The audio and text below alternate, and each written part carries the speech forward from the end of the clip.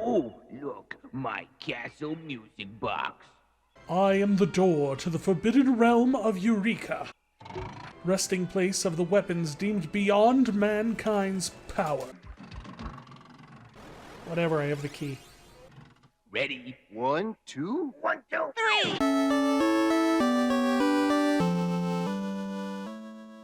3. I did some off-stream grinding, got everyone up to level 50, which means we should be good to just go for the end of the game. Oh, here we go. We're using the fangs that we have been collecting through the entire game here to destroy these. Those who are familiar with Final Fantasy XIV and the Crystal Tower probably remember having to go and do a bunch of Fates events to get crystals that could be carved into crystal fangs that would be used to open up the gates of the Crystal Tower. And that's essentially what this is. Those fangs we've been collecting the entire time were being used to unlock these final 4 doors. So there we have it, the Labyrinth of the Ancients. Go over here, check our item supplies. We are maxed out on potions and high potions. We know we have the money. Let's max out on some of our status items here. Alright. Well, I think we're ready. It's time to go after Xande. The Ancient's Maze. What's in here? The Earth Crystal. Okay, so this is interesting. It's the Earth Crystal, but something attacks. You're surrounded! What? On Master Xande's orders, you will all be swallowed by darkness. Darkness. So we were surrounded, and then it was just one guy, Titan. So yeah, I was doing some thinking about it, going back when I was doing some editing. One thing I noticed was there's a kind of a mixed message you get from Doga about what happened with the Earth Crystal. Like, on one hand, he's like, oh yes, it's hidden and cannot be touched, and that's why Goldor could not do anything to it. But at the same time, he also mentions the fact that Xande had taken the Earth Crystal at some point and was torturing it to cause the Great Earthquake. So those two things don't explicitly contradict each other, but the intent kind of does. Oh, there we go. Bye-bye, Titan. You don't even look like Titan. You look just like a regular dude who's just kind of taller than everybody else. The 4th and final crystal. The Earth Crystal. Not to be confused with the Heart Crystal. Warriors of Light, the mortal known as Xande, is using my powers for the utmost evil. Not just regular evil. Utmost evil. He plans to drown the entire world in darkness. You must use the power within me to cast away the cloud of darkness.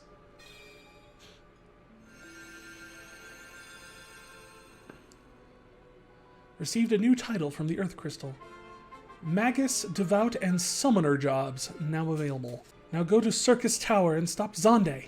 Warriors of Light. The Devout and Magus finally unlock the level 8 magic, which we don't have. Alright, now we're in it for reals. Oh, well, I mean, that just means I'm properly leveled up then. An Uni clone. Because, if we recall, Uni just turned into a weird monster thing to fight us before giving us the keys to this place, because they wanted to prove that we were strong enough? I don't know. Now we're fighting clones of Uni and Doga and Thanatos? She doesn't have a head, and the horse doesn't have a head, but she's carrying her head. Does the horse not get... the horse should be carrying its own head too, maybe like strapped to the side of it, I think. That would be a good look. Bone dragons! We're just hitting all the classics here. So I think it's interesting. I didn't even realize it, but apparently all the bosses in the Final Fantasy XIV raid all were just trash mobs in the actual game. Do I actually need to cure anything? A little bit. You could probably use a cure. Or not, because we just killed it too quick. Every time I try and heal the group, it's just kind of like, never mind. That looks to be the exit down there. Or was that the entrance? I don't know. Will I get Kira off this time? Chances set? No. There! I finally got to hear Kira off. I'm just waiting to run into the Doga clones, because you know they're coming. Ha ha! Killed with freedom. A proud 1776 hit. Well, we have pierced the Labyrinth of the Ancients. And we're ready to take on Circus Tower. And I don't have any tents. Somehow. We'll just throw some high potions on everyone here. And enter the Crystal Tower. Or Circus Tower, as they were calling it. Is this main chamber important? I don't know. It looks like a bubbly mirror. Let's go around and get these treasure chests first, though. Oh, there's the Doga clones. Because Doga turned into a meatball. I really don't want to know what the musk items are. Block. I mean, to be fair, that does appear to be about what I think when I see that thing. Oh. After the Cave of Shadows, I was so hoping that thing wasn't going to split. You summoned Cum. I don't know what that is. Well then, let's unleash hell on them. Victory! A voice emanates from the mirror. I am the door to the forbidden realm of Eureka, resting place of the weapons deemed beyond mankind's power. An invisible wall is blocking the path. Did it say an invisible wall is blocking the path, or was that just narration? Because you did it in the same font. Whatever, I have the key. Which causes me to fall down.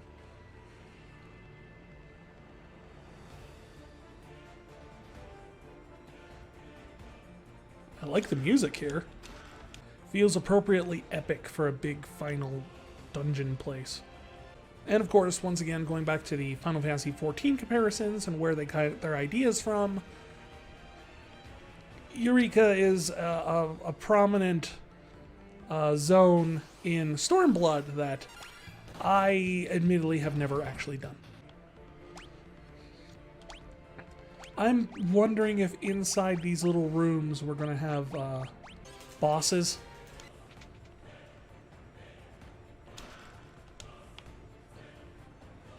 Or not. Okay. There's some Sleipnirs. Apparently Odin got his horse from Eureka. Because Odin rides a Sleipnir. Monsters! A ninja. Okay. I really have no idea what to expect here, so... Is this a boss monster, or a regular monster, or... Okay, he doesn't do a ton of damage, so... But he sure is taking a lot. There we go. Chest contained ribbon! Oh, that is good! Yeah, Zoe will get the ribbon first, because I think it's handy to have the healer be the first thing that gets immunity to all status effects. Shuriken. Sure I can! So far, nothing's been so insurmountable, but, you know, we haven't hit any of the bosses yet. Because I know Eureka has a bunch of bosses in it. It's like, I don't know a ton about this game, but I know Eureka has a bunch of bosses in it. Anybody who's watched me play through this game so far can tell I don't know necessarily. I'm not an expert at this game. I've never played it before. I just kind of know what a few bit of things I've learned through osmosis. And the fact that I haven't run into anything spooky or bad yet is worrying. And there always is like these ominous looking chests too, you know? Like they're down like little hallways and everything. It's like, it's the exact type of thing you would expect something to like jump out of and cause problems with. At least it's giving me a lot of Phoenix Downs. Why is Gizmo wearing a diaper? I can't be the only one that sees that, right? It looks exactly like it. That or he's wearing one of those plastic pumpkins from Halloween. Okay. This looks appropriately bossy now. The Moonring Blade, Force of Darkness. Show your worth. Ah! Amon! I mean, judging by his appearance, I'm going to assume he's going to barrier shift, because he looks just like that other guy, Heian, that did barrier shift. We'll haste up their Puff to get a bunch of extra hits in. Oh no!